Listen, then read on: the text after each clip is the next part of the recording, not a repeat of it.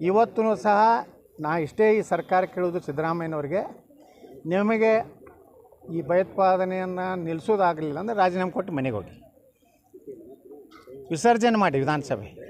ನಿಮಗೆ ಕೇವಲ ಗ್ಯಾರಂಟಿ ಅಂದು ಜನರ ಜೀವನವೇ ಗ್ಯಾರಂಟಿ ಇಲ್ಲಾರ್ದಂಗೆ ಆಗಿದೆ ಕರ್ನಾಟಕದಲ್ಲಿ.